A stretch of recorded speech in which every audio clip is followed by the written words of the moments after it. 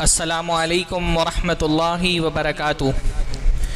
الحمدللہ رب العالمین والصلاة والسلام علی نبینا محمد وعلی آلہ وصحبہ اجمعین ومن تبعہم بإحسان الی یوم الدین۔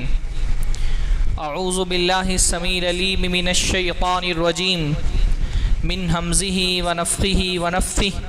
بسم اللہ الرحمن الرحیم۔ وَلَا تَنْسَ نَصِيبَكَ مِنَ الدُّنْيَا۔ سب سے پہلے ہر طرح کی حمد اور ثنا، تعریف و توصیف، عظمت اور بزرگی کی بریائی اور بڑائی اللہ رب العزت کے لیے لائق اور زیبا ہے، جس کی نعمتیں بے شمار ہیں، جس کے احسانات انگنت ہیں۔ اللہ تعالیٰ کی بے شمار نعمتوں میں سے اللہ تعالیٰ کی ایک بڑی عظیم نعمت ہے مال، پیسہ، ویلتھ۔ مال اللہ تعالیٰ کی نعمتوں میں سے ایک عظیم نعمت ہے۔ جن لوگوں کو اللہ تعالیٰ نے اس نعمت سے نوازا ہے ان کو اللہ کا شکر ادا کرنا چاہیے، اور اس نعمت میں اللہ تعالیٰ نے جو حقوق رکھے ہیں ان حقوق کو ادا کرنا چاہیے، اور جو لوگ اس نعمت سے محروم ہیں ان کو صبر کرنا چاہیے، اللہ کے فیصلے سے راضی رہنا چاہیے، اور اللہ تعالیٰ سے دعاؤں میں اس نعمت کے لیے سوال کرنا چاہیے۔ پہلی بات آج کے درس میں یہی آپ کو سمجھانی ہے کہ مال اللہ کی نعمتوں میں سے ایک نعمت ہے۔ مال اپنے آپ میں کوئی بری چیز نہیں ہے، فی نفسہ، ان اٹ سیلف مال کوئی بری چیز نہیں ہے، مال اچھی چیز ہے۔ مال اللہ تعالیٰ کی نعمت ہے، اور یہ ہمارے مذہب کی خصوصیات میں سے خصوصیت ہے۔ یعنی دنیا میں بہت سارے مذاہب پائے جاتے ہیں، اسلام کے علاوہ ہر مذہب میں مال بری چیز ہے اور فقیری اچھی چیز ہے، اور ہمارے دین میں مال اچھی چیز ہے اور فقیری اچھی چیز نہیں ہے۔ اس لیے دنیا میں اسلام کے علاوہ جو دیگر مذاہب ہیں ان کا آپ مطالعہ کریں تو ان میں آپ دیکھیں گے فقیری کو بہت گلوریفائی کیا گیا ہے، اور مالداروں کو بہت ڈسکریج کیا گیا ہے، ان کی ہمت کو توڑا گیا ہے، فقیری کی بہت حوصلہ افزائی کی گئی ہے، اور مال کو ایک بری چیز سمجھا گیا ہے۔ کرسچنز ہیں، عیسائیت، بائبل میں باقاعدہ حضرت عیسیٰ علیہ السلام کی طرف ایک قول منسوب ہے، it is easier for a camel to go through the eye of needle۔ کسی اونٹ کے لیے سوئی کے سوراخ میں داخل ہو جانا آسان ہے بنسبت اس کے کہ کوئی امیر آدمی جنت میں داخل ہو۔ امیروں کو بہت ان کا حوصلہ توڑا گیا ہے۔ بدھزم میں آپ دیکھیں گے، بدھزم میں تو بدھسٹوں کے ہاں ہر طرح کی خواہشات جو آپ کے دل کے اندر انگڑائیاں لیتی ہیں وہ سب کی سب بری ہیں۔ بدھزم کا بنیادی فلسفہ یہ ہے کہ دل سے ہر خواہش کو نکال دو، قتل کر دو، مار دو، تبھی جا کر کے تم کو موکش کی پراپتی ہو سکتی ہے۔ ہمارے دین میں اور بدھزم میں بنیادی فرق کیا ہے؟ بدھزم میں اس بات کا مطالبہ کیا کہ انسان ہر خواہش کو مار دے۔ ہمارا دین ہم سے خواہشات کو مارنے کا مطالبہ نہیں کرتا ہے، خواہشات کو کنٹرول کرنے کا مطالبہ کرتا ہے۔ خواہشات کو پورا کرو، لیکن اللہ نے حلال کا ایک دائرہ بنا دیا، اس حلال کے دائرے سے باہر مت جاؤ۔ ہندو مذہب میں بھی آپ دیکھیں، ہندو مذہب میں نیکی اور دینداری کا تصور ہی کہ آدمی دنیا کو تیاگ دے، سنیاس لے لے، جوگی بن جائے، پہاڑوں میں چلا جائے، ہمالیہ کی چوٹی پہ چلا جائے، یا کسی غار میں پناہ لے لے، یا جنگل میں جا کر کے رہے بال برہمچاری بن کر کے۔ جب تک وہ دنیا کو تیاگے گا نہیں وہ کامیاب نہیں ہو سکتا۔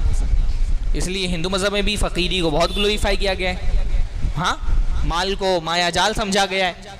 ہر مذہب جو ہے نا وہ مال کمانے والے کی تنقید کرتا ہے، مال کمانے والوں پر، اور ہر مذہب میں فقیری کو بہت گلوریفائی کیا گیا۔ ہمارے دین میں ایسا نہیں ہے، ہمارے دین میں فقیری اچھی چیز نہیں ہے، بلکہ ہمارے دین میں تو اللہ کے نبی نے ہم کو فقیری سے پناہ مانگنے کی دعا سکھائی ہے۔ اللہ کے نبی صلی اللہ علیہ وسلم جن چیزوں سے اپنی دعاؤں میں پناہ مانگتے تھے اس میں سے کیا چیز ہے؟ فقیری۔ اللہ کے نبی فقیری سے پناہ مانگتے تھے۔ کسی کو یاد ہے فقیری سے پناہ مانگنے کی دعا؟ ہاں ہاں، اللہم انی اعوذ بکا من الکفر والفقر وعذاب القبر. اللہ کے بھی تشہد میں دعا مانگتے تھے، اللہم انی اعوذ بکا من الکفر والفقر وعذاب القبر. اللہ تعالیٰ میں کفر سے تیری پناہ مانگتا ہوں، اور فقر سے تیری پناہ مانگتا ہوں، اور عذاب قبر سے تیری پناہ مانگتا ہوں. آپ یہ دیکھیے تو اللہ کے نبی فقیری سے پناہ مانگتے تھے، اور فقیری کو اللہ کے نبی کفر اور عذاب قبر سے اللہ کے نبی نے جوڑا ہے. تو فقیری کوئی بہت اچھی چیز نہیں ہے. یہ جو بعض مسلمانوں کے ہاں یہ کانسیپٹ پایا جاتا ہے کہ بھئی فقیری کوئی وہی اچھی چیز ہے، اور فقیر بابا لوگ کوئی بہت پہنچے ہوئے لوگ ہوتے ہیں، یہ اسلام کا دیا ہوا عقیدہ نہیں ہے. یہ دوسرے مذہب سے، خاص طور پہ ہندو مذہب سے، تصوف کے راستے سے بعض مسلمانوں میں آ گئے کہ وہ فقیروں کو بہت گلوریفائی کرتے ہیں اور فقیری کی بہت تعریف کرتے ہیں، ارے فلاں جو ہے فقیر بابا بہت پہنچے ہوئے ہیں. یہ اسلام کا، یہ ہندو مذہب کا عقیدہ ہے. ہندو مذہب میں فقیری کو بہت گلوریفائی کیا گیا ہے، اور اسی لیے آپ دیکھتے ہیں جن کی کروڑوں اور اربوں کی جائیداد ہے وہ بھی بولتے ہیں کہ ہم تو فقیر ہیں، جھولا اٹھا کے نکل لیں گے. ہاں، کیونکہ ان کے ہاں فقیر ہونا کوئی کمال کی چیز ہے. ہمارے مذہب میں فقیر ہونا کوئی کمال کی چیز نہیں ہے. ہمارے مذہب میں تو ہم کو فقیری سے پناہ مانگنا سکھایا گیا ہے. ہمارے مذہب میں ہم کو سکھایا ہے، ہمارا دین ہم کو اللہ کے نبی نے سکھایا کہ ہم غنا کے لیے دعا کریں. غنی ہونا کوئی بری بات نہیں، مالدار ہونا کوئی عیب کی بات نہیں ہے، بلکہ اللہ کے نبی صلی اللہ علیہ وسلم تو اپنی دعاؤں میں غنا کے لیے دعا کرتے تھے. اللہ کے نبی غنا مانگتے تھے دعاؤں کے اندر. غنا والی دعا کس کو یاد ہے؟ ہاں، اب دعا نہیں یاد رہے گی تو فقیری رہ جائیں گے نا. ہاں شاباش، ماشاء اللہ، یہ بھائی کو یاد ہے. آپ عالم دین تو نہیں ہیں؟ ہاں تب ٹھیک ہے، مولوی ہیں تو سب کو یاد رہے گا. اللہم انی اسألک الہدی والتقی والعفاف والغنی. اللہ تعالیٰ میں تجھ سے ہدایت مانگتا ہوں. ترجیح تو آخرت ہی کو رہے گی، ہے نا. دعا میں پہلے اللہ سے آخرت مانگنا ہے، ہدایت مانگنی ہے، رہنمائی اللہ سے مانگنی ہے. اللہم انی اسألک الہدی والتقی، اللہ میں تجھ سے ہدایت مانگتا ہوں اور تقوی مانگتا ہوں، والعفاف اور پاک دامنی مانگتا ہوں، والغنا اور اللہ تعالیٰ میں تجھ سے غنا مانگتا ہوں، مالداری مانگتا ہوں. تو مالدار ہونا اگر کوئی بری چیز ہوتی تو اللہ کے نبی مالداری کے لیے دعا تھوڑی کرتے. بھئی غنا کس کو کہتے ہیں؟ غنی کا اصل مطلب ہوتا ہے بے نیاز، جو کسی کے سامنے کسی کو ہاتھ پھیلانا نہ پڑے، کسی کا محتاج نہ ہو. تو انسان کو اللہ تعالیٰ سے کم اتنا مال مانگنا چاہیے کہ وہ مال اس کی اپنی ضرورتوں کے لیے کافی ہو جائے، اس کو کسی کے سامنے ہاتھ نہ پھیلانا پڑے. غنا مانگنا چاہیے اللہ سے، اور یہ غنا دل میں بھی ہوتا ہے اور یہ غنا مال میں بھی ہوتا ہے. اللہ کے نبی سے مانگتے تھے اللہم انی اسألک الہدی والتقی والعفاف والغنی. یاد کر لیجئے گا، دعا یاد کریں گے نا، آپ یاد کرا دیجئے گا، ٹھیک ہے. اور ایک دعا ہے غنا کے لیے اللہ کے نبی کی، ہاں یاد ہوگی آپ کو، یاد نہیں آ رہی ہوگی لیکن اللہم اکفنی، ہاں، وَأَغْنِنِي بِفَضْلِكَ مَنْ سَوَى. اللہم اکفنی بِحَلَالِكَ عَنْ حَرَامِكَ. اللہ تعالیٰ اپنے حلال سے میرے لیے کافی ہو جا کہ میں حرام سے بچ جاؤں. حلال اتنا دے دے کہ مجھے حرام کی ضرورت، حرام کی طرف میرا ذہن ہی نہ جائے، سیٹسفیکشن. اللہم اکفنی بِحَلَالِكَ عَنْ حَرَامِكَ وَأَغْنِنِي. اغننی مطلب کیا ہوتا ہے؟ اللہ مجھے غنی کر دے. بِفَضْلِكَ، اپنے فضل سے اپنے علاوہ ہر کسی سے غنی کر دے. تو بھئی غنی ہونا، غنی مطلب مالدار، اغنیا، حضرت عثمان غنی کہتے ہیں نا. تو اللہ کے نبی صلی اللہ علیہ وسلم اپنی دعاؤں میں غنا مانگتے تھے کہ اللہ تعالیٰ مجھے غنی کر دے. مال اگر بری چیز ہوتی تو اللہ کے نبی صلی اللہ علیہ وسلم غنا کے لیے دعا تھوڑی نہ کرتے. ہاں، مال کوئی بری، بھائی مال اگر بری چیز ہوتی تو اللہ تعالیٰ نیکیوں پر مالدار کرنے کا وعدہ نہیں کرتا. قرآن کے اندر کتنی ساری نیکیاں ہیں جن پر بندے سے کیا وعدہ کیا گیا ہے کہ اللہ تمہارے مال میں برکت دے گا. تو مال بری چیز ہوتی تو اللہ تعالیٰ انعام کے طور پہ اس میں برکت کا وعدہ تھوڑی کرتا. بات سمجھ میں آ رہی ہے؟ مال اچھی چیز ہے، انعام میں بری چیز دی جاتی کہ اچھی چیز دی جاتی ہے؟ اچھی چیز ہی دی جاتی ہے نا. تو بھئی اللہ نے فرمایا فَقُلْتُ اسْتَغْفِرُوا رَبَّكُمْ ثُمَّ تُوبُوا إِلَيْهِ يُرْسِلِ السَّمَاءَ عَلَيْكُمْ مِدْرَارًا وَيُمْدِدُكُمْ بِأَمْوَالٍ وَبَنِينَ. اچھا وَيَجْعَلْ لَكُمْ جَنَّاتٍ وَيَجْعَلْ لَكُمْ أَنْهَارًا، اللہ نے فرمایا اللہ رب العالمین سے اپنے گناہوں کی مغفرت طلب کرو، اس سے کیا ہوگا؟ یُرْسِلِ السَّمَاءَ عَلَيْكُمْ مِدْرَارًا، اللہ بدلیاں بھر کر کے پانی تمہارے پاس بھیجے گا۔ ظاہر سی بات ہے پرانے ادوار میں اکانومی جو ہے اس کا سب سے زیادہ جو ڈیپینڈنس ہوتا تھا وہ بارشوں پہ ہوتا تھا، کیونکہ ایگریکلچر ہی سب سے بڑا ایک ذریعہ تھا مال کمانے کا۔ تو اللہ نے فرمایا آسمان سے اللہ پانی بھر کر کے بدلیاں بھیجے گا۔ وَيُمْدِدُكُمْ بِأَمْوَالٍ وَبَنِينَ، اور اللہ مال سے اور اولاد سے تمہاری مدد کرے گا۔ کب؟ جب تم استغفار کرو گے۔ تو مال اچھی چیز ہے، تبھی تو اللہ تعالیٰ فرمانا ہے نا کہ اللہ تعالیٰ مال سے تمہاری مدد کرے گا۔ وَيَجْعَلْ لَكُمْ جَنَّاتٍ وَيَجْعَلْ لَكُمْ أَنْهَارًا، اور اللہ تعالیٰ تم کو بہت سارے باغات دے گا اور نہریں عطا فرمائے گا۔ تو مال کوئی بری چیز نہیں ہے، اور مال کی اتنی چاہت جو ہماری ضرورت کے مطابق ہو، یہ تو انبیاء میں بھی تھی۔ مال کی چاہت تو انسان کی فطرت کا، اس کے نیچر کا حصہ ہے۔ اللہ نے قرآن میں فرمایا، جہاں پہ اللہ نے فرمایا زُيِّنَ لِلنَّاسِ حُبُّ الشَّهَوَاتِ مِنَ النِّسَاءِ وَالْبَنِينَ، لمبی آیت ہے، اس میں اللہ نے بتایا انسان کو اچھے گھر چاہیے، انسان کو اچھی سواریاں چاہیے، سونے اور چاندی کے ڈھیر انسان کے لیے پسندیدہ ہے۔ مال کی چاہت رکھنا کوئی بری چیز نہیں ہے۔ ہر مذہب میں مال کی چاہت کو برا سمجھا گیا ہے۔ تو ایک بندہ مال کما کر کے بھی گلٹی فیل کرتا ہے، خود کو ایک گلٹ محسوس کرایا جاتا ہے کہ گویا کہ مال کمانے والے برے لوگ ہیں۔ ہمارا دین الحمدللہ مال کمانے والوں کی حوصلہ افزائی کرتا ہے۔ ہمارا دین ہم کو سکھاتا ہے کہ مال کماؤ، پیسہ کماؤ، دین کی طرف آؤ، یہ اپنی جگہ پر ضروری ہے۔ دین بھی ہو لیکن دنیا بھی ہو، انسان کے اندر مال کی چاہت ہو، مال کی خواہش ہو۔ مال کی خواہش ہونا کوئی بری چیز نہیں ہے۔ حضرت یعقوب علیہ السلام کو جب ان کے بیٹوں نے آ کر کے حضرت یوسف سے، جب حضرت یوسف بادشاہ بن گئے تھے، تو بیٹوں نے جا کر کے حضرت یوسف سے ملاقات کی، پہچان نہیں پائے۔ حضرت یوسف نے کہا کہ اگلی مرتبہ اپنے بھائی کو لے کر کے آنا، ورنہ تم کو حصہ نہیں دیا جائے گا اس کا۔ تو وہ باپ کے پاس آئے اور باپ سے کہا کہ ہم کو بنیامین کو ہمارے ساتھ بھیجیے، ورنہ اس کا حصہ نہیں ملے گا۔ تو حضرت یعقوب علیہ السلام نے کہا کہ نہیں، بھیج دوں گا تو تم بھی اس کے ساتھ وہی سلوک کرو گے جو تم نے یوسف کے ساتھ کیا تھا۔ تو انہوں نے بہت ضد کی اور انہوں نے کہا آپ ہمارے ساتھ ہمارے بھائی کو بھیج دیجئے، اس کو بھیجنے کا فائدہ کیا ہوگا؟ وَنَزْدَادُ كَيْلَ بَعِيرٍ، آپ بھیجیں گے تو کیا ہوگا؟ ایک اونٹ بھر کر کے اناج ہم کو اور مل جائے گا۔ تو اناج کی خواہش، بھئی وہ قحط سالی کا دور تھا، اناج اس وقت سب سے قیمتی مال تھا، وہ خواہش ایک نبی کے اندر بھی تھی۔ باوجود اس کے کہ بنیامین کی جان کو خطرہ تھا، حضرت یعقوب علیہ السلام نے بھیج دیا۔ ہاں قلعے۔ تو مال کی خواہش فطری چیز ہے، اس میں کوئی برائی کی بات نہیں۔ اللہ کے نبی صلی اللہ علیہ وسلم کو غنا کی خواہش ہے، اور اللہ کے نبی صلی اللہ علیہ وسلم دعا کر رہے ہیں اللہ تعالیٰ مجھے غنا عطا فرما دے۔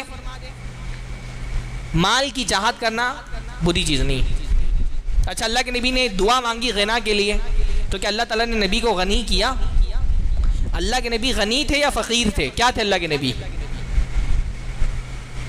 غنی تھے، پکا لاک کر دو۔ اللہ کے نبی غنی تھے کہ فقیر تھے؟ اللہ کے نبی فقیر نہیں تھے، اللہ کے نبی غنی تھے۔ قرآن مجید میں اللہ نے فرمایا وَوَجَدَكَ عَائِلًا فَأَغْنَا، اے پیارے نبی ہم نے آپ کو غریب پایا تو آپ کو غنی کر دیا۔ اللہ کے نبی بھی سیٹھ تھے۔ ہاں ہمارے یہاں بیچارے سیٹھوں کی اتنی حوصلہ، ان کا اتنا توڑا جاتا ہے، وہ مولوی جو آ کر کے سیٹھ لوگوں سے چندہ لیتا ہے وہ بھی فیس بک پہ جا کے سیٹھ لوگوں کے خلاف لکھتا ہے۔ ٹھیک ہے بھائی، سیٹھ لوگوں میں بہت ساری برائیاں ہوتی ہیں، پر سیٹھ ہونا فی نفسی ہی کوئی عیب کی بات نہیں ہے۔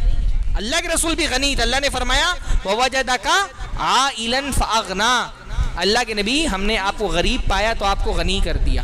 اللہ کے رسول صلی اللہ علیہ وسلم کو وراثت میں اپنے والدین کی طرف سے تو بہت مال نہیں ملا تھا، پر اللہ کے نبی جب شعور کی عمر کو پہنچے تو اللہ کے نبی صلی اللہ علیہ وسلم نے تجارت کرنا شروع کی، اور اللہ کے نبی صلی اللہ علیہ وسلم ایک کامیاب تاجر تھے۔ اس تجارت کے نتیجے میں اللہ کے نبی صلی اللہ علیہ وسلم کے پاس بہت مال آیا، اللہ کے نبی صلی اللہ علیہ وسلم نے بہت مال کمایا۔ تو اللہ کے نبی صلی اللہ علیہ وسلم تجارت، پھر حضرت خدیجہ سے شادی ہوئی، وہ بھی ایک مڈل کلاس طبقے سے تعلق رکھتی تھی، اچھے مالدار اپر مڈل کلاس طبقے سے تعلق رکھتی تھی، ان کے پاس بھی اچھا مال تھا، ان سے بھی مال ملا۔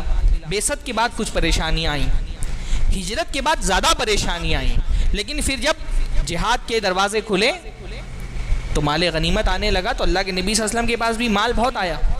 اللہ کے نبی صلی اللہ علیہ وسلم کے پاس مال کم نہیں آتا تھا، بہت مال آتا تھا اللہ کے نبی کے پاس۔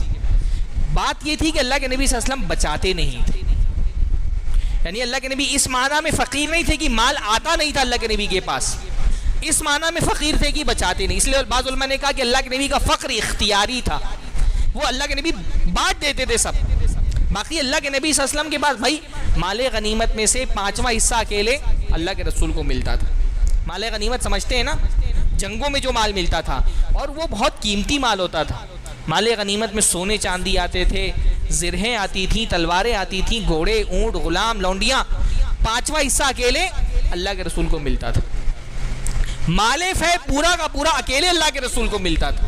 مال فے یعنی وہ مال جو بغیر لڑے کوئی قبیلہ دے دیتا تھا کہ ہم لڑائی نہیں کریں گے، اتنا مال آپ لے لیجئے ہماری طرف سے، پورا اللہ کے رسول کو ملتا۔ تو آتا کم نہیں تھا، پر نبی صلی اللہ علیہ وسلم کا مزاج تھا کہ بچاتے ہی نہیں تھے۔ صبح کا آیا شام تک نہیں بچاتے تھے، ہاں صبح کا آیا شام تک نہیں بچاتے تھے، ایسا ہی مزاج تھا اللہ کے نبی کا۔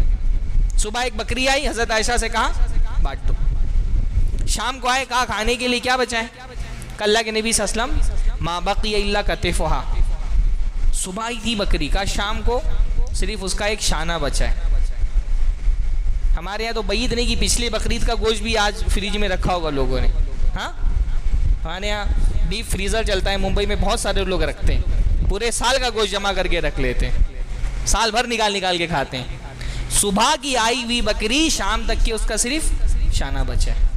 حضرت کے نبی نے حضرت عائشہ سے سمجھایا، عائشہ شانہ ہی تو ہے جو نہیں بچا، جو بانٹ دیا وہ بچ گیا، جو کھا لیا وہ ختم ہو جائے گا۔ کہا عائشہ شانہ ہی تو ہے جو نہیں بچا، باقی تو جو بانٹ دیا سب بچ گئے۔ تو اللہ کے نبی بانٹتے بہت تھے۔ اس جو ہم پڑھتے ہیں نا حدیثوں میں کہ پریشانی آ گئی، کبھی کھانے کے لیے کچھ گھر میں نہیں ہے، اس کی وجہ یہ تھی کہ بچاتے نہیں تھے، ورنہ تھا بہت اللہ کے رسول کو۔ بھائی اللہ کے رسول صلی اللہ علیہ وسلم کی بیک وقت 9 بیویاں تھیں، ہاں غریب آدمی ایک کو نہ سنبھال پائے، غریب آدمی 9 بیویوں کا خرچہ سنبھال پائے گا؟ غریب آدمی تو ایک کا بھی نہیں سنبھال پائے گا نا۔ اللہ کے نبی کی تو 9 بیویاں تھیں، ان کا خرچہ کون سنبھالتا تھا؟ اللہ کے رسول سنبھالتے تھے۔ ایسا نہیں، اللہ وہ تو حق تھا نا، ان کو اللہ کے نبی بھوکا تھوڑی رکھتے۔ اللہ کے نبی صلی اللہ علیہ وسلم ساری بیویوں کو کھجور کی شکل میں سال میں ایک بار ہی سال بھر کا خرچہ دے دیتے تھے، پر بیویوں کا بھی مزاج یہ بنا تھا کہ وہ بچاتی نہیں تھی، بانٹ دیتی تھی، صدقہ کر دیتی تھی، پیسہ آتا تھا۔ بھائی 9 اوقیہ میں حضرت بریرہ کو حضرت عائشہ نے خرید کر کے آزاد کیا۔ غریب آدمی غلام آزاد کر پائے گا؟ ہاں حضرت بریرہ بہت سارے غلام آزاد کیے، وہ صحابہ جنہوں نے کثرت سے غلام آزاد کیے، اس میں سے حضرت عائشہ کا بھی نام ہے۔ صرف حضرت بریرہ کو 9 اوقیہ میں خرید کر کے آزاد کیا، تو کہاں سے؟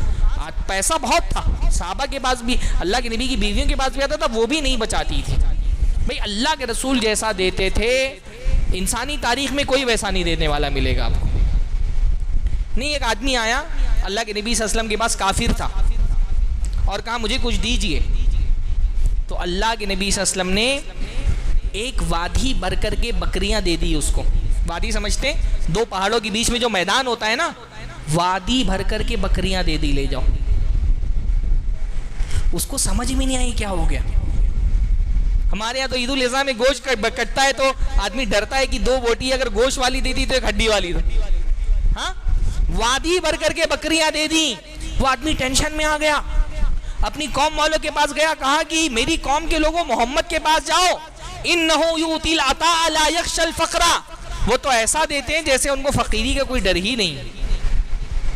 تو ایسا نہیں کہ اللہ کے رسول کے پاس آتا نہیں تھا، اللہ کے رسول بچاتے نہیں تھے۔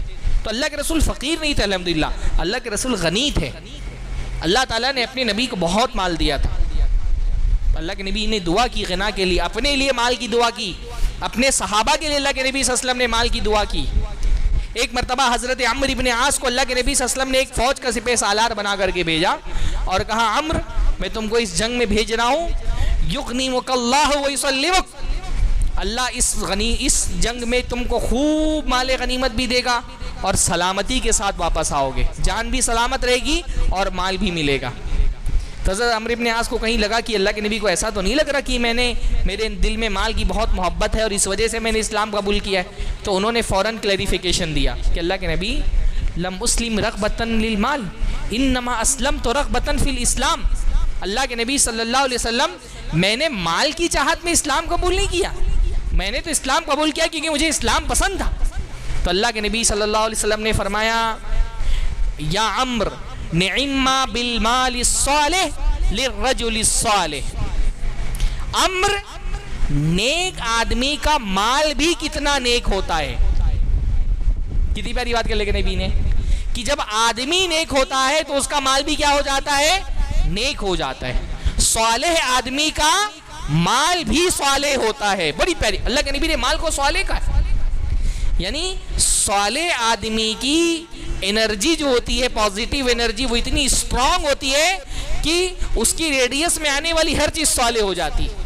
نیک آدمی خود بھی صالح, اس کا چشمہ صالح, اس کا موبائل صالح, اس کی بیوی صالح, اس کی اولاد صالح. ایون مال جو ایک بے جان چیز ہے, وہ جب نیک آدمی کے ہاتھ میں آتی ہے نا, تو نیک آدمی کا مال بھی کیا ہوتا ہے, نیک ہوتا ہے, صالح ہو جاتا ہے.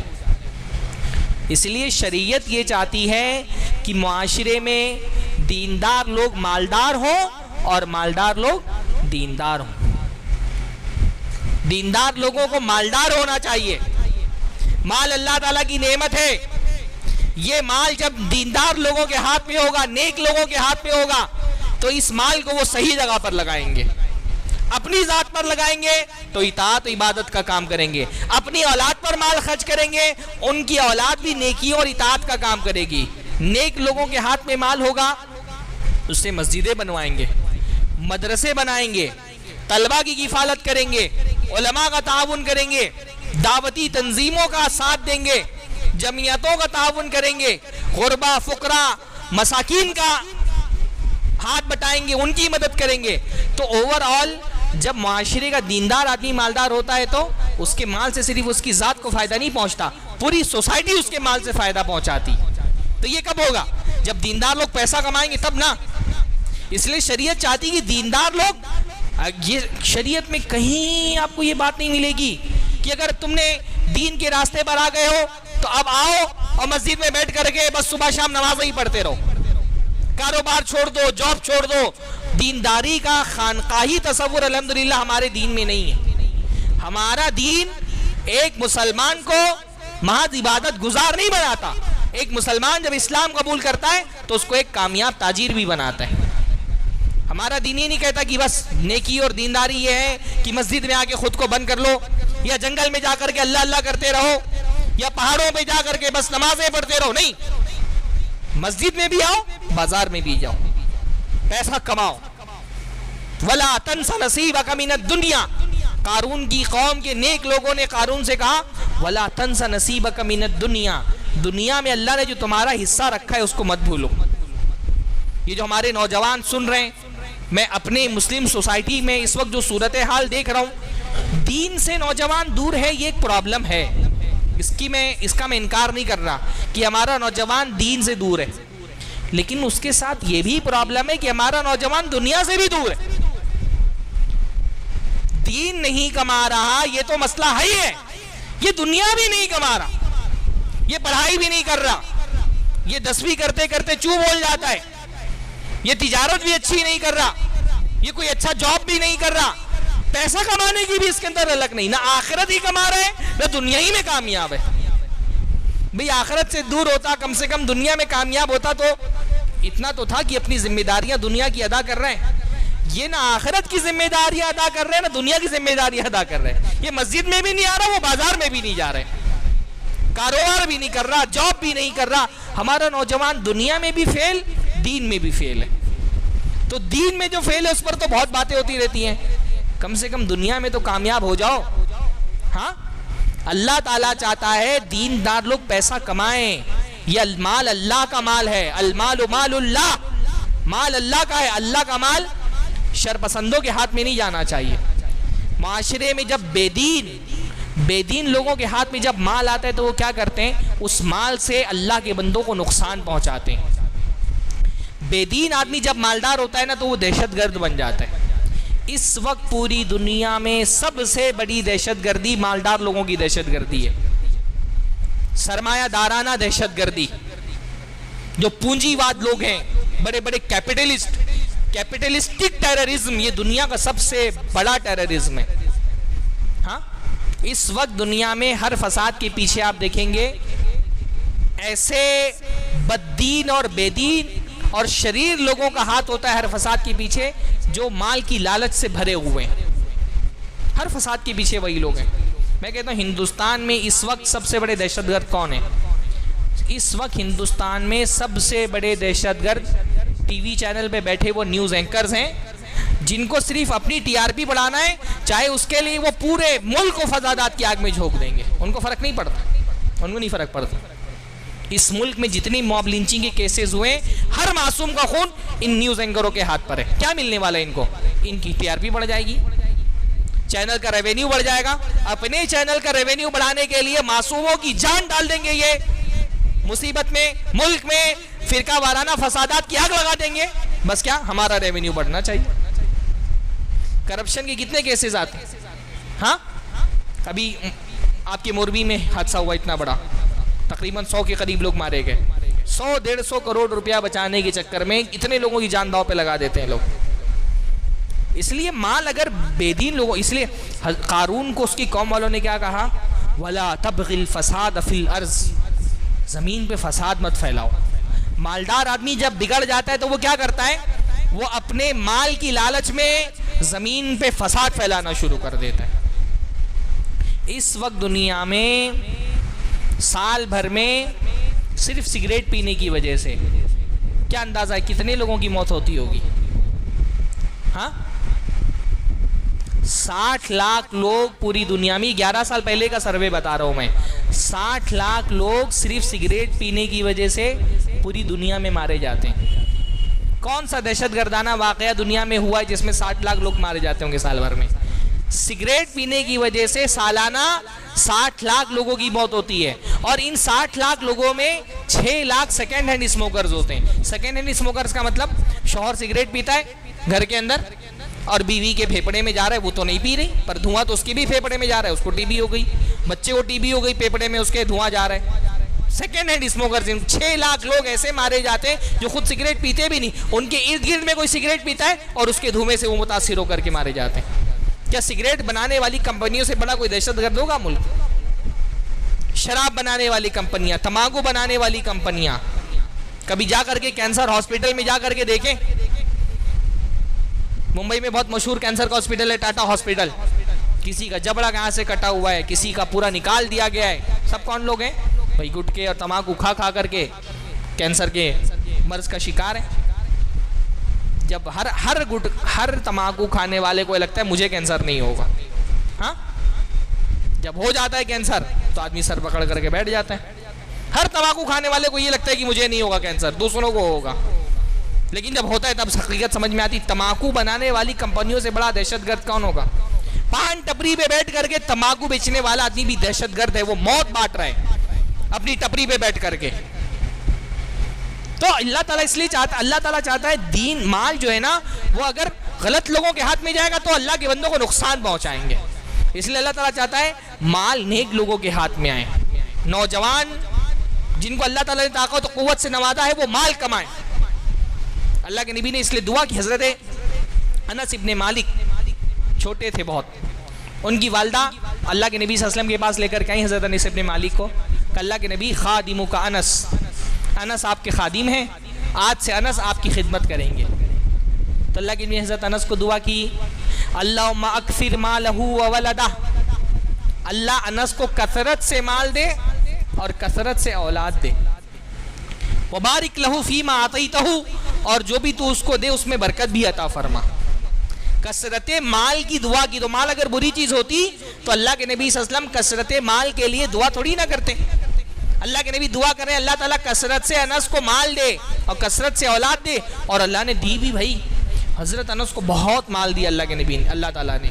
ان کا یعنی وفات کے وقت ان کا پورا محل تھا کوفہ کے اندر. بہت نہیں، صحابہ کے بارے میں ہمارا پرسیپشن ایک ایسا بنا ہوا ہے کہ بہت غریب لوگ ہوتے تھے، نہ کھانے کے لیے کھانا ہوتا تھا، نہ پینے کے لیے پانی، نہ رہائش کے لیے گھر. بھائی پریشانیاں تھیں صحابہ کو، لیکن یہ جو زیادہ تر تنگ دستی کے واقعات ہیں یہ کب کے ہیں؟ ہجرت کے فوراً بعد کے. اس وقت بہت پریشانیاں تھیں.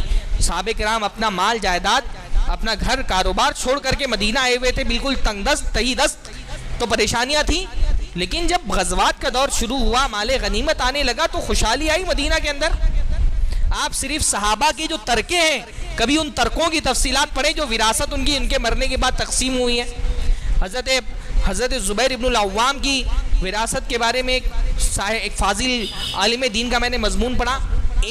آج کے دور کے اعتبار سے 1,00,000 کروڑ کے برابر ان کی جائیداد تھی جب ان کی وفات ہوئی ہے. 1,00,000 کروڑ. ہاں.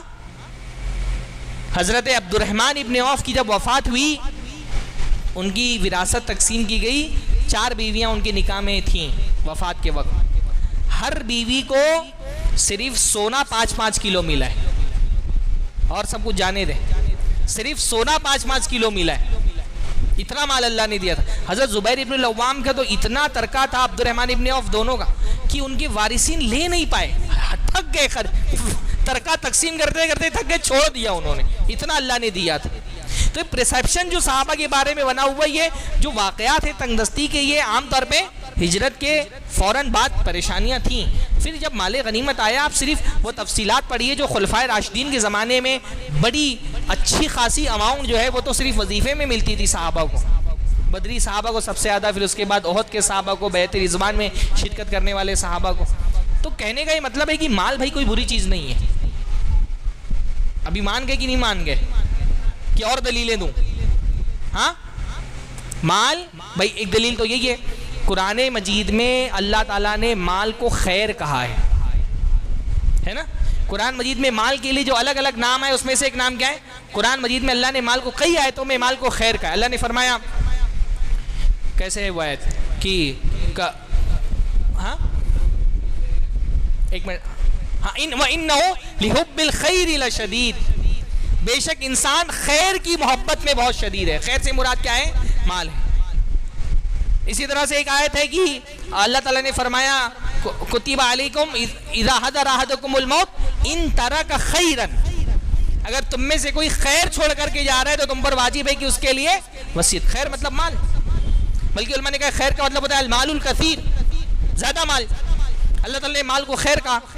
اسی طرح قرآن مجید میں اللہ تعالیٰ نے مال کو فضل کہا ہے، اپنا فضل. وَإِذَا قُضِيَتِ الصَّلَاةُ فَانْتَشِرُوا فِي الْأَرْضِ وَابْتَغُوا مِنْ فَضْلِ اللَّهِ، جب نماز ختم ہو جائے تو زمین پر پھیل جاؤ اور کیا کرو؟ اللہ کا فضل تلاش کرو. اللہ کا فضل یعنی مال. اس لیے جب مسجد سے باہر نکلتے تو ہم کیا دعا پڑھتے ہیں؟ اللہم انی اسألک من فضلک، اللہ میں تجھ سے ذرا فضل مانگتا ہوں. فضل مطلب مال. اللہ تعالیٰ نے فرمایا اسی طرح قرآن مجید کے اندر کہ یسألونک ماذا ینفقون قل ما انفقتم من خیر، تم سے پوچھتے کیا خرچ کرنا ہے، ان سے کہو جو بھی خیر خرچ کرنا ہے وہ تم والدین کو دو اور رشتہ داروں کو دو. تو قرآن مجید میں اللہ نے مال کو خیر کہا ہے، قرآن میں اللہ نے مال کو فضل کہا ہے. تو مال بری چیز کیسے ہو سکتی ہے؟ تو مال اللہ تعالیٰ کی نعمت ہے. پہلی چیز، مال ہماری ضرورت ہے، شدید ترین ضرورت. یہ دوسری چیز ہے نا. مال کے بغیر نہ ہماری دنیا چلنے والی ہے، نہ ہمارا دین چلنے والا ہے. دنیا کے لیے بھی ہم کو مال چاہیے اور دین کے لیے بھی ہم کو مال چاہیے. اس لیے علماء نے جب پورے شریعت کا تجزیہ کیا تو علماء نے کہا کہ 5 چیزیں ہیں جن کی حفاظت کے لیے اللہ نے شریعت نازل کی ہے، جن کو مقاصد شریعت کہا جاتا ہے. کہ شریعت کا مقصد ہے 5 چیزوں کی حفاظت کرنا. یہ ضروریات 5 ان کو کہا جاتا ہے. 5 ایسی ضروری چیزیں ہیں جن کی حفاظت کے لیے اللہ نے آسمان سے شریعت نازل کی ہے. 5 چیزیں کون سی ہیں وہ؟ دین، سب سے پہلے دین، پھر جان، پھر مال، پھر عقل، پھر نسب. دین، جان، مال، عقل اور نسب. اور بعض لوگوں نے کہا عرض، عزت 5ویں چیز انہوں نے کہا کہ عرض بھی ایک 6ٹھی چیز. تو مال ایسی چیز ہے جس کی حفاظت کے لیے اللہ نے شریعت کے احکام نازل کیے. چوری، اس لیے آپ دیکھیں گے کیونکہ ہمارے دین میں مال ایک نعمت ہے، ایک ضرورت ہے، اس لیے ہمارے دین میں مال کی حفاظت کے جتنے احکام ایک دنیا کے کسی دین میں نہیں، جتنی ڈیٹیل سے مال کی تقسیم اور مال کے کمانے اور خرچ کرنے کے احکام ہمارے دین میں بیان کیے گئے، دنیا کے کسی مذہب میں اتنا ڈیٹیل نہیں موجود ہے۔ جیسے وراثت کا قانون لے لیجئے، جتنی باریکی کے ساتھ وراثت کے قوانین اسلام میں بیان کیے گئے، کسی اور دین میں وراثت کے قوانین اتنی تفصیل سے نہیں بیان ہوئے۔ وہ الگ بات ہے، نہ ہم جانتے ہیں نہ ہم مانتے ہیں۔ 99% ہمارے یہاں وراثت شریعت کے احکام کے مطابق تقسیم نہیں ہوتی۔ تو ہمارے دین میں کتنا وراثت سے متعلق احکام، قرض سے متعلق احکام، بیوع سے متعلق احکام، زکوٰۃ کیا ہے پورا کا پورا مال سے متعلق احکام ہی ہے۔ یعنی تاکہ یہ مال فلو کرتا رہے معاشرے کے اندر، کوئی ایک طبقہ معاشرے کے سارے مال پہ قبضہ کر کے نہ بیٹھ جائے، مال کے احکام بہت تفصیل سے اللہ نے بیان کر دیے، کیونکہ شریعت میں مال کی امپورٹنس بہت زیادہ ہے، مال کی اہمیت بہت زیادہ ہے۔ مال ہماری ضرورت ہے، بلکہ ہمارے دین میں مال اتنی اہم ترین چیز ہے کہ اس کی حفاظت میں مارے جانے والا اللہ تعالیٰ کیا شہید ہے کہ نہیں؟ اللہ کے میں فرمایا من قتل دون مالہ فہو شہید، جو آدمی اپنے مال کی حفاظت میں مارا جائے وہ کیا ہے؟ شہید ہے، شہادت کا مرتبہ ہے اس کا۔ مال اتنی اہم ترین چیز ہے، ہاں، اس لیے علماء نے کہا ہے ہر آدمی پر اتنا مال کمانا واجب ہے جتنا اس پر مالی ذمہ داریاں ہیں۔ واجب ہے، واجب، جیسے نماز پڑھنا واجب ہے، روزہ رکھنا واجب ہے، ویسے ہی اتنا مال کمانا ہر انسان پر، مرد پر واجب ہے جتنا اس کے اوپر مالی ذمہ داریاں ہیں۔ واجب کا مطلب کیا ہوتا ہے؟ کہ نہیں کرے گا تو گناہ ملے گا اس کو۔ اگر اپنی ذمہ داریوں کو ادا کرنے جتنا مال نہیں کمائے گا تو اللہ کے ہاں گنہگار ہو جائے گا۔ اللہ کے رسول نے فرمایا کفا بالمرء اثما ان یضیع من یقوت، آدمی کے گنہگار ہونے کے لیے اتنا کافی ہے کہ جن لوگوں کی ذمہ داری اٹھانا تھا، جن لوگوں کا خرچہ اٹھانا تھا ان کو ضائع کر دیا، خرچہ نہیں اٹھایا ان کا، اللہ کے ہاں گنہگار ہو جائے گا۔ ہم دیکھتے ہیں ہمارے معاشرے میں ہٹا کٹا تندرست توانا نوجوان مستنڈا 20 سال 25 سال کا باپ بیچارہ بوڑھا ہو گیا ہے، اس کے اندر پیسہ کمانے کی، محنت مزدوری کرنے کی سکت نہیں بچی، لیکن کیا کرے گا؟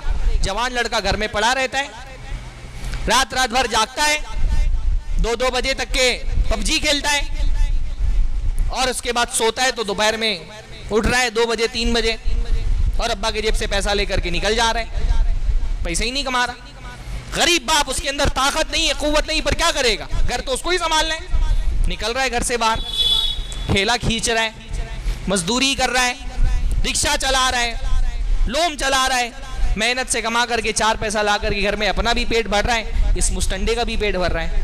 گنہگار اللہ کیا ایسا نوجوان؟ باپ بوڑھا ہو گیا ہے، ماں بوڑھی ہو گئی ہے، اب ان کا خرچہ اٹھانا اس نوجوان کی ذمہ داری ہے، نہیں اٹھائے گا اللہ کیا گنہگار ہو جائے گا وہ، ہاں، نہیں اٹھائے گا تو اللہ کے ہاں گنہگار ہو جائے گا ایسا بندہ۔ شادی کر لیتے ہیں، یعنی شادی کر لیا، بھائی شادی کر رہے ہو، بیوی تمہاری ہے تو خرچہ کون اٹھائے گا؟ یہ عجیب سا نوجوانوں کا مزاج بن گیا ہمارے یہاں پہ، ہاتھ پہ ہاتھ دھرے بیٹھے ہیں۔ بھائی آپ کی شادی ہونے والی ہے، آپ کو تو تیاریاں کرنی چاہیے، فریج لاؤ، کبڈ بنواؤ، ہاں، واشنگ مشین خرید کر کے لاؤ، کپڑے وپڑے لے کر کے آؤ، بیوی تمہاری آ رہی ہے، سارا بوجھ ڈال دیا ہے سسرال والوں، ہاں، سارا سسرال والے پورا کر کے دیں گے۔ جہیز نے ہمارے نوجوانوں کو کاہل بنا دیا ہے، کاہل ہو گئے، کوئی محنت نہیں کرنی، اپنا بھی کپڑا سسرال والوں سے بنوائیں گے، بیوی کا کپڑا بھی سسرال والوں سے بنوائیں گے۔ بھائی تم نوجوان ہو نا، مرد ہو نا، مرد کون ہوتا ہے؟ مرد قوام ہوتا ہے۔ کیوں قوام ہوتا ہے مرد؟ اللہ نے فرمایا بما انفقوا من اموالہم، مرد قوام ہے کیونکہ وہ اپنا مال خرچ کرتا ہے، اس کو مال ہی نہیں خرچ کرنا ہے۔ بھائی یہ پورا سسرال کے سہارے بیٹھا ہوا ہے، اپنا کوئی کاروبار بھی، میں تو کتنے نوجوانوں کو ممبئی میں دیکھ رہا ہوں کوئی کاروبار نہیں کر رہے۔ کیوں نہیں کر رہے بھائی؟ جہیز میں ملے گا پیسہ تو شروع کریں گے کاروبار، ہاں، بیٹھے ہوئے سسرال والوں کے سہارے پر۔ مسلمان کو تو ایسے نہیں ہونا چاہیے، مسلمان فری کی خواہش نہیں رکھتا ہے۔ اللہ نے فرمایا بہترین لقمہ کون سا ہے؟ جو تمہاری محنت کے ہاتھ، تم محنت سے کھاتے ہو، ہاں، اپنے ہاتھ سے محنت کر کے جو کھاتے ہو نا، وہ تمہارا بہترین لقمہ ہے۔ یہاں پورا سسرال والوں پہ بیٹھا ہوا ہے، سسرال والے پورا کریں گے، شادی کر لیا ہے. مطلب انسان کی مردانگی پر جہیز سے بڑا کوئی کلنک نہیں ہے. کیسے ایسا آدمی اپنے آپ کو مرد کیسے بولتا ہے بھائی؟ جس بیڈ پہ سو رہے وہ بیوی کا ہے، ہاں؟ جس کبڑ میں کپڑے رکھے وہ بیوی کے ہیں، جو استری سے کپڑا پریس ہو رہا ہے وہ بھی بیوی کا ہے، جس چولہے پہ کھانا بن رہا ہے وہ بیوی کا ہے، جس برتن میں کھانا کھا رہے وہ بیوی کا ہے، بعض مرتبہ جس بائک پہ سواری کر رہے وہ بھی بیوی کی ہے. کس منہ سے اپنے آپ کو مرد بولتے ہو؟ جو کپڑے پہن رہے ہو وہ بیوی کے، شادی کے دن جو کپڑا پہنا ہوا ہے وہ بھی سسرال والوں سے مانگ کے پہنا ہے، انڈر ویئر بھی سسرال والے دیتے ہیں.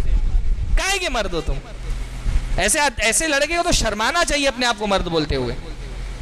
آج کل لڑکے، آپ کے یہاں کا نہیں حال مجھے معلوم ہے، عمومی طور پہ جو ہندوستان کی صورتحال ہے وہ بتا رہا ہوں میں بھائی. مطلب منہ دکھائی نہیں چھوڑ رہے لڑکی والوں کی. منہ دکھائی ملتی کہ نہیں آپ کے لڑکی کو؟ ہاں، رشتہ دار آتے تو منہ دکھائی دیتے نا، وہ بھی چھین کے کھا جا رہے بیچاری کا. کتنے طلاق کے کیسز آ رہے ہیں. جب طلاق ہونے لگتی ہے فائنل تو ہم بولتے ہیں لڑکی والے سے، لڑکی سے بولتے ہیں بھائی تمہارا جو مہر کا پیسہ ہے تم لے لو. بولتی ہے مولانا مہر کا پیسہ دور، ہم کو جو ہمارے گھر والوں نے بنا کر کے دیا تھا سونا وہ بھی بیچ کے کھا گئے. جو لڑکی والے بنا کر کے سونا دیتے وہ بھی بیچ کے کھا جا رہے بیچاری کا.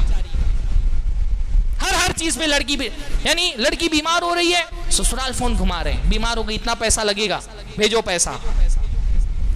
ڈیلیوری کا ٹائم آ رہا ہے بھیج دے رہے ہیں سسرال میں، جاؤ بچہ پیدا ہو جائے گا تب آ جانا واپس.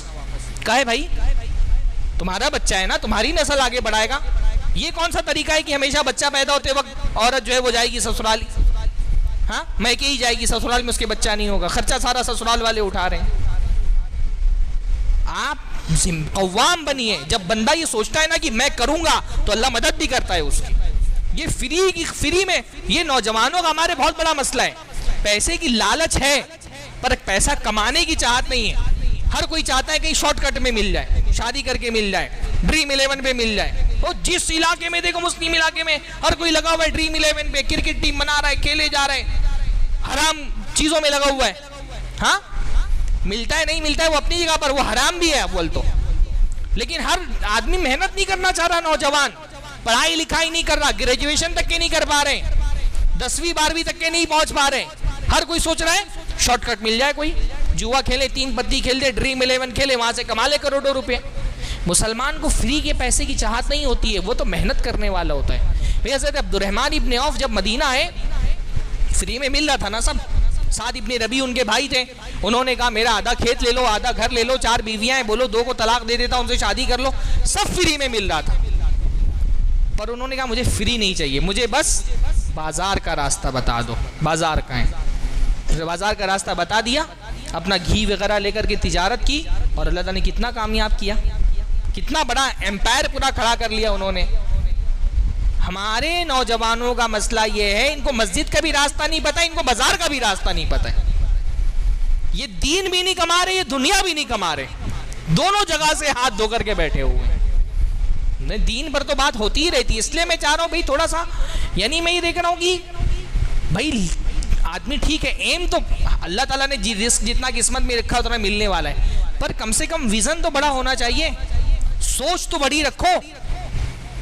ڈونٹ بی اے منیمم گائے، کم تر نہیں سوچنا چاہیے. جو نوجوان، میں خاص طور پہ ممبئی کی صورتحال یہ دیکھ رہا ہوں، یعنی ڈیلیوری بوائے بننا یہ لوگوں کا ڈریم جاب بن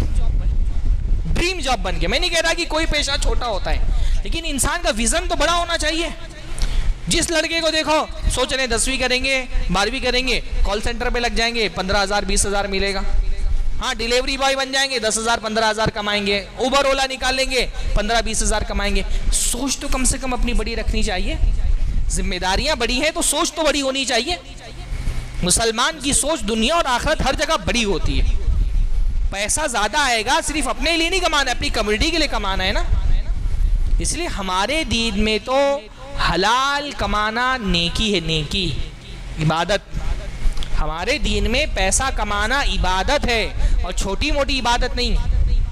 اللہ کے رسول صلی اللہ علیہ وسلم ایک مرتبہ اپنے صحابہ کے ساتھ بیٹھے ہوئے تھے، دیکھا ایک بہت طاقتور صحابی سامنے سے گزرے، تو صحابہ نے جب ان کو دیکھا لہیم شہیم طاقتور، تو کہا لو خرج فی سبیل اللہ، اتنے طاقتور صحابی ہیں، کاش یہ جنگ کے لیے نکلے ہوتے جہاد میں. اپنی طاقت و قوت سے دشمنوں کی صفیں الٹ پلٹ کر کے رکھ دیتے. تو اللہ نے فرمایا لو خرج یسعى علی ابویہ شیخین کبیرین فہو فی سبیل اللہ. اگر یہ صحابی اس لیے نکلے کیونکہ ان کے گھر میں ان کے بوڑھے ماں باپ ہیں, وہ بوڑھے ماں باپ مجبور ہیں, ان کی کفالت کرنا ان کی ذمہ داری ہے, ان کا خرچہ اٹھانا ان کا فرض ہے, یہ نکلے ہیں تاکہ پیسہ کما کر کے اپنے بوڑھے ماں باپ کا خرچہ اٹھائیں, فہو فی سبیل اللہ, تو یہ اللہ کے راستے میں جہاد میں نکلے. جہاد کا ثواب ہے پیسہ کمانے کا انشاءاللہ. ہاں, حلال پیسہ کما کر کے اپنی اور اپنے گھر والوں کی ضرورت پوری کرنا جہاد ہے. جہاد, مجاہد کا ثواب ملتا ہے پیسہ کمانے والے کو. آگے فرمایا لگا میں نے لو خرج یسعى علی اولادہ صغارا فہو فی سبیل اللہ. اگر یہ اس لیے پیسہ کمانے کے لیے نکلے کیونکہ چھوٹے چھوٹے بچے ہیں, ان کی کفالت کرنی ہے, ان کے کھانے پینے کا انتظام کرنا ہے, ان کی رہائش اور تعلیم کا انتظام کرنا ہے, یہ اللہ کے راستے میں جہاد میں نکلے. کوئی نہیں ہے گھر کے اندر. لو خرج یسعى علی نفسہ یعفھا, یہ اس لیے نکلے کیونکہ اپنی ضرورتیں پوری کر لیں, کسی کے سامنے ہاتھ نہ پھیلانا پڑے, تو بھی اللہ کے راستے میں جہاد میں نکلے. جہاد کا ثواب ہے پیسہ کمانا. ہاں, اور بھائی صورتحال یہ ہے کہ آج کے دور میں جب مہنگائی پانی دیجیے گا, جب مہنگائی آسمان کو چھو رہی ہے, حلال کے آپشن ختم ہوتے جا رہے ہیں, بہت کم ہو گئے. آج کے دور میں واقعتاً پیسہ کمانا حلال جہاد سے کم مشکل نہیں. ہاں,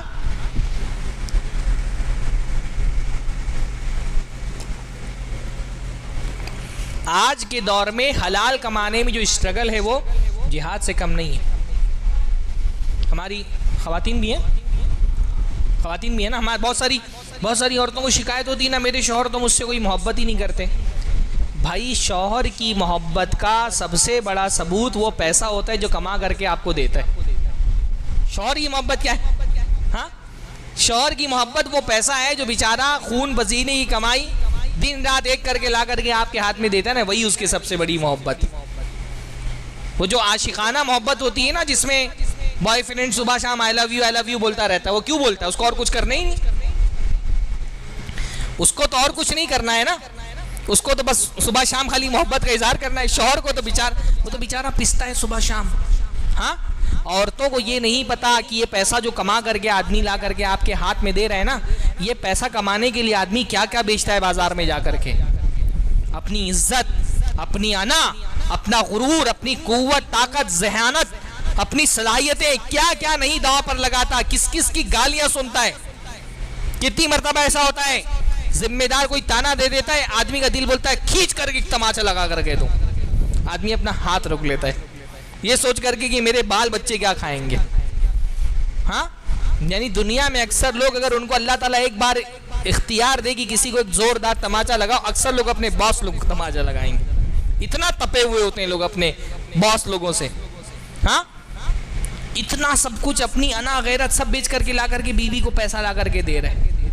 اس پیسے کی قدر کرو, یہ شوہر کی محبت ہے. واللہ آج کے اس دور میں جب حرام کی کثرت ہو گئی ہے, اگر آپ کا شوہر حلال کی 2 روٹی لا کر کے آپ کے برتن میں ڈال رہے ہیں نا, اس کا بہت بڑا احسان ہے, اس کا شکریہ ادا کرو. پیسہ کمانا آسان نہیں ہوتا. اس لیے قرآن مجید میں اللہ رب العالمین نے مجاہدین اور پیسہ کمانے والے دونوں کا ذکر ایک ساتھ کیا ہے کئی مقامات پہ. جیسے ایک مقام ہے علم ان سیکون منکم مرضا وآخرون یضربون فی الارض یبتغون من فضل اللہ وآخرون یجاہدون فی سبیل اللہ. اللہ جانتا ہے کہ تم میں سے کچھ لوگ مریض ہیں, کچھ ہیں جو اللہ رب العالمین جو دنیا میں نکل کے اللہ کا فضل تلاش کر رہے ہیں, اور کچھ ہیں جو جہاد کر رہے ہیں. اللہ تعالیٰ نے پیسہ کمانے والوں کا ذکر مجاہدین کے ساتھ کیا ہے, اور یہ جہاد ہے بہت بڑا. تو پیسہ کمانا ہمارے دین میں جہاد, اور پیسہ خرچ کرنا بھی نیکی. پیسہ کمانا بھی نیکی ہے اور پیسہ خرچ کرنا بھی نیکی ہے. اللہ کے نبی صلی اللہ علیہ وسلم نے فرمایا, اگر آدمی کے پاس 4 دینار ہو, دینار انفقتہ فی سبیل اللہ, ایک دینار تم نے اللہ کے راستے میں جہاد میں دے دیا, ودینار تصدقت بہ علی مسکین, اور ایک دینار مسکین کو صدقہ کر دیا, اور ایک دینار سے غلام آزاد کر دیا, اور ایک دینار اپنے گھر والوں پہ خرچ کیا. 4 دینار تھے, ایک سے جہاد میں دے دیا, ایک مسکین کو صدقہ کر دیا, ایک سے غلام آزاد کر دیا, ایک اپنے گھر والوں پہ خرچ کیا. اعظمھا اجرا عند اللہ, ان چاروں دیناروں میں سب سے زیادہ ثواب کس پہ ملے گا؟ فرمایا الذی انفقتہ علی اہلک, اپنے گھر والوں پہ جو دینار خرچ کیا اس پر سب سے زیادہ ثواب ملے گا. جو پیسہ آپ اپنے گھر والوں پہ خرچ کرتے ہیں وہ ایسے ضائع نہیں جا رہا, ایک ایک روپے پر انشاءاللہ تعالیٰ آپ کو ثواب ملے گا. جو پیسے سے آپ راشن لا کر کے دے رہے ہیں, گھر کا کرایہ بھر رہے ہیں, بچوں کی اسکول کی فیس بھر رہے ہیں, کپڑے لا کر کے دے رہے ہیں, زیورات بیوی کے بنا رہے ہیں, حلال دائرے میں رہ کر کے جتنا بھی پیسہ خرچ کر رہے ہیں یہ ضائع نہیں جا رہا. جہاد سے, صدقے سے زیادہ ثواب آپ کو اس پیسے پہ مل رہا ہے. جو بھی آپ کا ماہانہ بجٹ ہے 50,000 40,000 30,000, یہ ہوا میں نہیں ہے, آپ باقاعدہ آپ کی نیکی میں لکھا جا رہا ہے انشاءاللہ تعالی. ہاں, فضول خرچی نہیں کرنا چاہیے. فضول میں آدمی پیسہ خرچ کرے, جیسے حدیث میں آتا ہے اللہ کے نبی صلی اللہ علیہ وسلم نے فرمایا ایمان والے بندے کو اپنے ہر خرچ پہ اجر دیا جاتا ہے سوائے اینٹ گارے کے. جو بلا وجہ بڑا بڑا گھر بناتے ہیں نا, رہنے والے 2 نہیں ہیں اور گھر بنا لیں گے 10 کمروں کا, تو اس پر اجر نہیں ملتا. اللہ نے فرمایا ایک کمرہ بندے کا ہے, ایک اس کی بیوی کا ہے, اور ایک مہمان کا ہے, اور چوتھا شیطان کا ہے. بلا وجہ دکھاوے کے بڑے گھر نہیں بنانا چاہیے. یہ فینومنا میں دیکھ رہا ہوں خاص طور پہ یو پی میں بہت زیادہ ہے. فیملی بہت چھوٹی ہے, گھر بہت بڑے بڑے بنا دیے, غیر ضروری طور پہ کمرے بڑھا دیے تاکہ لوگوں کی نظر میں آئے کہ ہم نے اتنا بڑا گھر. غرور کے لیے, دکھاوے کے لیے بڑے گھر نہیں بنانا چاہیے, اس پر اجر نہیں ملتا ہے. باقی جو جائز حدود میں رہ کر کے بغیر فضول خرچی کے آپ ضرورتوں پہ خرچ کر رہے ہیں اس پر آپ کو اجر ملتا ہے. تو ہمارے دین میں پیسہ کمانا بھی اجر ہے اور پیسہ خرچ کرنا بھی اجر. نہیں, پیسے کے بغیر تو زندگی نہیں چلنے والی نا.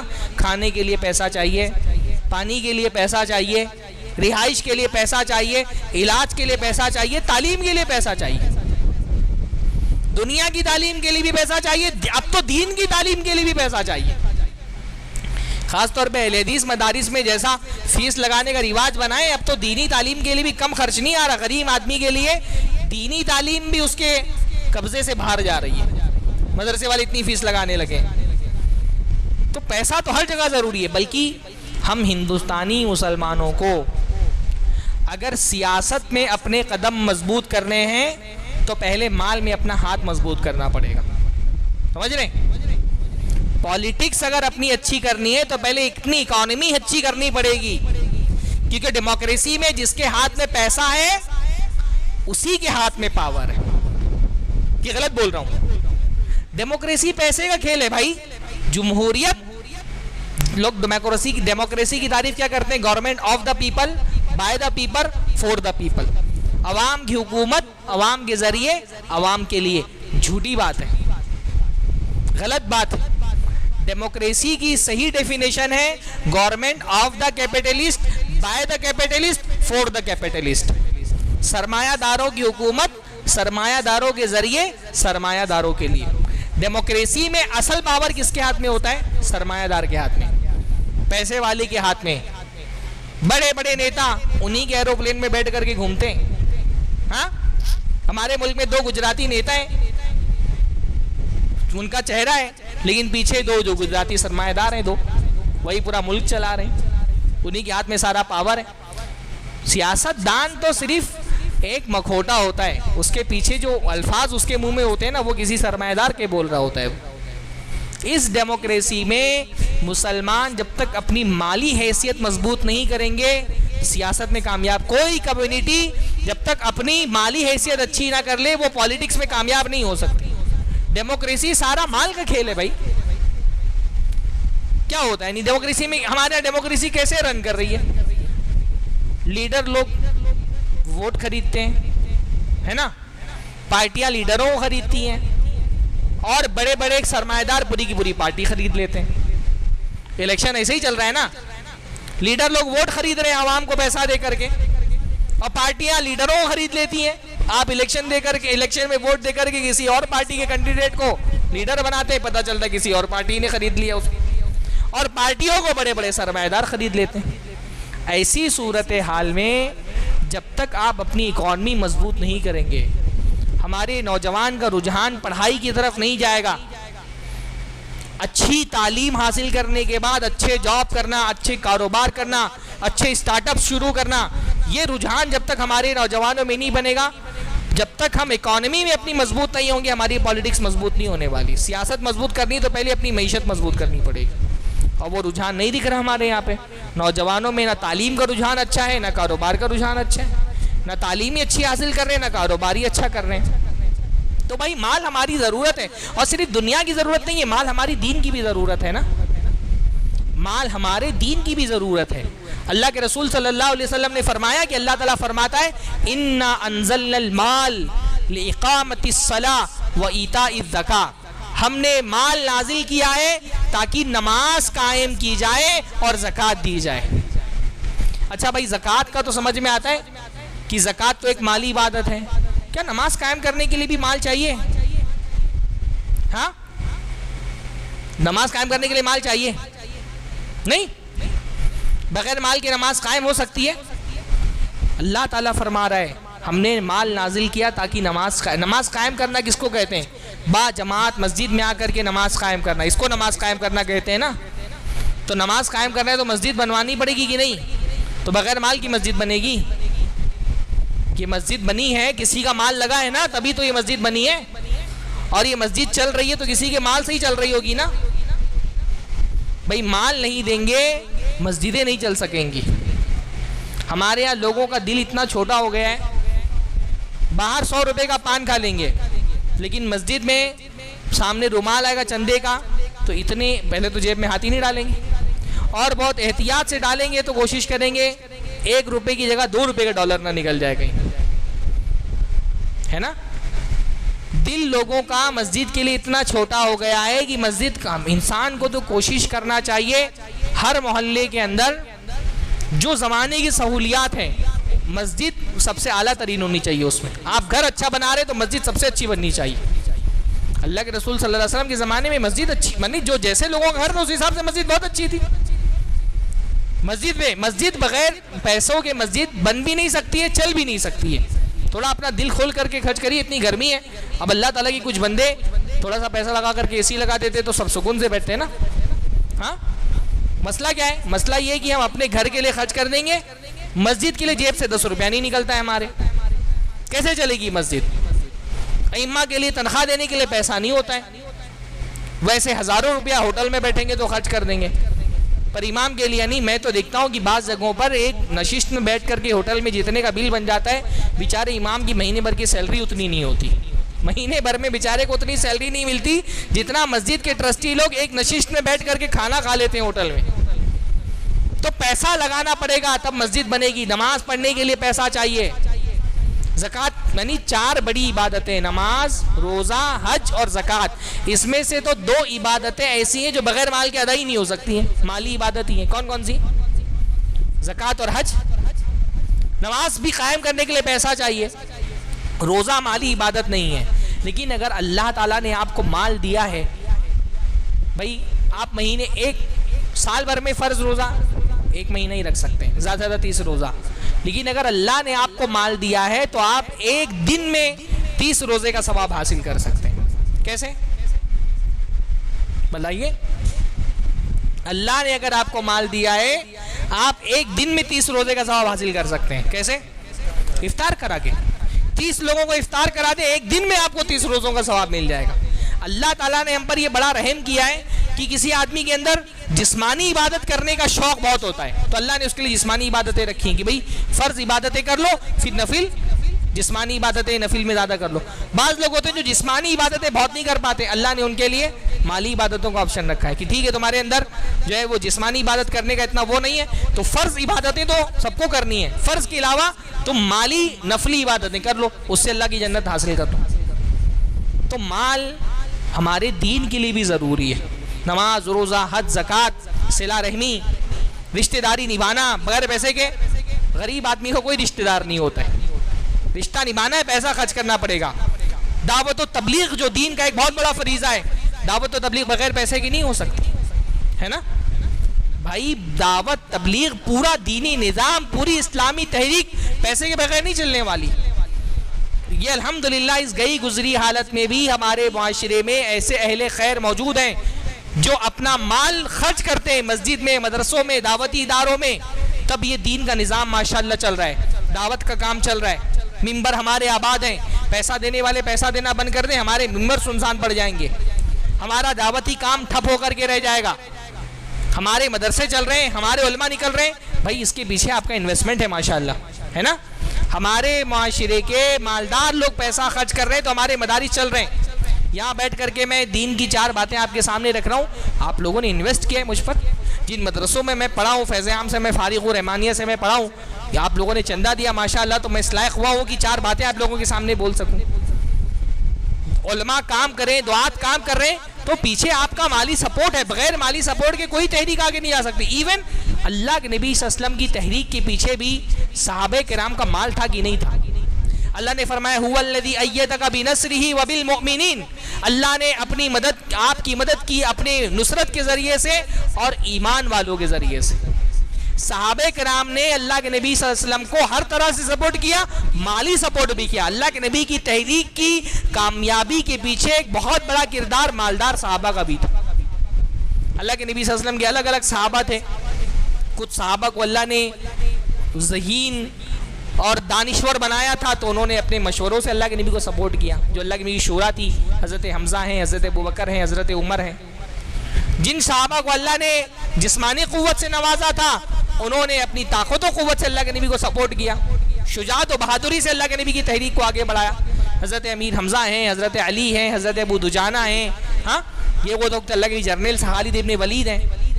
کچھ صحابہ وہ تھے جن کو اللہ نے مال سے نوازا تھا، ان کا اصلی کنٹریبیوشن یہ تھا کہ انہوں نے مال دیا اللہ کے نبی کو۔ اللہ نے فرمایا ما نفعنی مال قط ما نفعنی مال ابی بکر، کسی کے مال نے مجھے اتنا فائدہ نہیں پہنچایا جتنا ابو بکر کے مال نے فائدہ پہنچایا۔ تو اللہ کے نبی کا پرسنل فائدہ تھا نہیں، اس تحریک اور اس دعوت کا فائدہ تھا جس کو لے کے اللہ کے نبی اٹھے تھے۔ ہاں حضرت عبد الرحمن ابن عوف کتنا خرچ کیا، حضرت عثمان غنی، حضرت عثمان کا اصلی کنٹریبیوشن کیا تھا؟ مال دیا انہوں نے، کتنا دیا ہم حساب نہیں لگا سکتے۔ آج زبانیں ان کے خلاف کھلتی ہیں، اللہ کے نبی صلی اللہ علیہ وسلم کو انہوں نے خوش کر دیا مال کے ذریعے سے۔ اللہ کے مسلمان آئے مدینہ میں، بڑی تعداد میں مہاجرین جمع ہو گئے، پینے کے لیے پانی ہی نہیں ہے۔ اللہ کے نبی صلی اللہ علیہ وسلم پریشان ہیں، اتنی بڑی تعداد میں مسلمان آ گئے، پینے کا پانی کہاں سے سب کو پرووائڈ کیا جائے؟ لے دے کر کے ایک کنواں ہے، اس کنویں پہ ایک یہودی کا قبضہ ہے اور وہ پانی بہت مہنگی قیمتوں میں بیچ رہا ہے، ایک بکیٹ پانی لینے کے لیے ایک مدجو مانگ رہا ہے۔ حضرت عثمان ابن غنی نے اپنی جیب خاص سے 35,000 درہم میں کنواں خریدا اور وقف کر دیا مسلمانوں کے لیے۔ کتنا صحابہ کو پانی پلانے کا ثواب کتنا بڑا ہوگا بھائی، اتنی عظیم شخصیتوں کو۔ ہاں ایک ڈول اپنا ڈالا اور ایک ڈول سارے مسلمانوں کا ڈالا، جس کو پانی پینا ہے لے کر کے جائے کنویں سے پانی پیے۔ تبوک کا موقع ہے، مشکل ترین جنگ تھی اللہ کے نبی صلی اللہ علیہ وسلم کی زندگی کی، کیونکہ کسی قبیلے سے لڑنے نہیں جا رہے تھے نا، the Roman empire, Byzantine empire, ان سے لڑائی ہے، بڑی شدید پیسوں کی ضرورت ہے۔ اللہ نے کہا صدقہ کرو۔ حضرت عثمان غنی نے 940 اونٹ اور 60 گھوڑے اللہ کے نبی کو زین سمیت دے دیے، اللہ کے نبی آپ لے جائیں، اس کو لگائیں جنگ میں۔ 1000 دینار کی تھیلی، دینار سمجھتے سونے کے کوئنز، 1000 دینار کی تھیلی لا کر کے اللہ کے قدموں میں ڈال دی کہ اللہ کے نبی خرچ کیجئے۔ اللہ کے نبی اس دینار کو الٹتے جاتے اور فرماتے ما ضر عثمان ما عمل بعد اليوم، آج کے بعد عثمان کچھ بھی کر لیں ان کو نقصان نہیں پہنچنے والا۔ بھئی صحابہ کو اللہ نے مال دیا نا، انہوں نے اپنے مال سے جنت خرید لی۔ قارون کو اس کی قوم والوں نے کیا کہا؟ وَابْتَغِي فِي مَا آتَاكَ اللَّهُ الدَّارَ الْآخِرَةَ، اللہ نے آپ کو مال دیا ہے تو آپ اپنے مال سے جنت خریدیے۔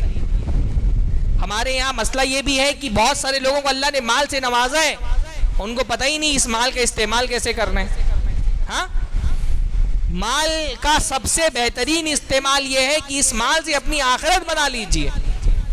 پیسے والوں کا بہت بڑا پرابلم ہے، ان کو پتہ ہی نہیں اللہ نے مال دیا ہے، لا کے بلی پال رہے ہیں۔ ہاں بلی پال کر کے، بھائی بکری پال لو تو سمجھ میں آتا ہے، یہ عجیب سا شوق ہے، بلی کے پیچھے پیسہ ضائع کر رہے ہیں، پال پال کر کے رکھا ہوا ہے۔ بھائی اللہ نے بہت مال دیا ہے، انسان بچہ نہیں بچہ 2 ہی پیدا کریں گے، ہاں باقی لا کے بلی پالیں گے۔ بھائی اللہ نے پیسہ دیا ہے، خوب بچے کرو، خوب شادیاں کرو، بچے پیدا کرو، ان کو پالو، وہ تمہاری آخرت کا ذخیرہ بنیں گے۔ بلیاں پالنے کا شوق، بڑے بڑے گھر بنا رہے اور رہنے والے 2 لوگ ہیں۔ تو صحابہ کرام کے پاس مال ملا تو انہوں نے اپنے مال سے جنت خریدی۔ اللہ کے نبی کی وفات قریب تھی، آخری وقت اللہ کے نبی کی زندگی کا، مسجد نبوی تھوڑا سا تنگ ہونے لگی۔ آخری بات بتاتا ہوں میں، مسجد نبوی میں وفود آنے لگے، بڑی تعداد مسلمانوں کی آبادی بڑھ گئی، مسجد کی جگہ کم پڑنے لگی۔ حضرت عثمان غنی نے مسجد کے بغل کی زمین خریدی اور اللہ کے نبی کا، اللہ کے نبی آپ مسجد بڑھوا دیجیے، توسیع کرائیے مسجد کی۔ بعض سیرت نگاروں نے لکھا ہے اللہ کے نبی کی قبر اور مسجد جو ممبر ہے اللہ کے نبی کا، اس کے بیچ میں جو جگہ ہے نا، روضۃ من ریاض الجنہ، روضہ کا جو حصہ ہے جنت کی کیاریوں میں سے ایک کیاری ہے۔ بعض سیرت نگاروں نے لکھا ہے کہ اس کا بیشتر حصہ حضرت عثمان کا وقف کیا ہوا ہے۔ آپ ان کے ثواب کا اندازہ لگائیے، اس حصے میں پڑھے جانے والی ایک ایک نماز کا ثواب انشاءاللہ تعالی حضرت عثمان کو مل رہا ہوگا۔ تو اللہ نے مال دیا ہے، صحابہ کرام کے پاس جب مال آیا نا تو ان کو سمجھ میں آیا کہ اس مال کو لگانے کی صحیح جگہ کیا ہے۔ ہمارے یہاں بہت بڑا مسئلہ یہ ہے کہ انسان کے پاس مال تو ہے، یا تو ہے ہی نہیں، کمائی نہیں رہے، جن کے پاس ہے ان کو پتہ نہیں خرچ کہاں کرنا ہے، کیسے خرچ کرنا ہے، کہیں بھی الٹا سیدھا لگا رہے، بڑے بڑے گھر بنا رہے، فضول خرچیاں کر رہے شادیوں میں، صحیح جگہ نہیں لگا رہے۔ اللہ تعالیٰ ہم سب کو مال کی قدر سمجھنے کی توفیق نصیب فرمائے، اپنی جو ذمہ داریاں ہیں ان کو سمجھنے کی اور ان کو ادا کرنے کی توفیق نصیب فرمائے۔ تو 2 چیزیں ہو گئی نا، مال نعمت ہے اور مال ضرورت ہے۔ 2 چیزیں اور ہیں، مال امانت ہے اور مال فتنہ ہے۔ اگلی مرتبہ جب موقع ملے گا تو اس پہ گفتگو ہوگی انشاءاللہ، ہے نا۔ مال یاد رکھیے گا، مال نعمت ہے، مال ضرورت ہے، مال امانت ہے اور مال فتنہ ہے۔ تو 2 چیزیں آج بتائیں، 2 انشاءاللہ اگلی مرتبہ جب آؤں گا تب بتاؤں گا۔ بارک اللہ فیکم، جزاکم اللہ خیر، وآخر دعوانا الحمد للہ رب العالمین، السلام علیکم۔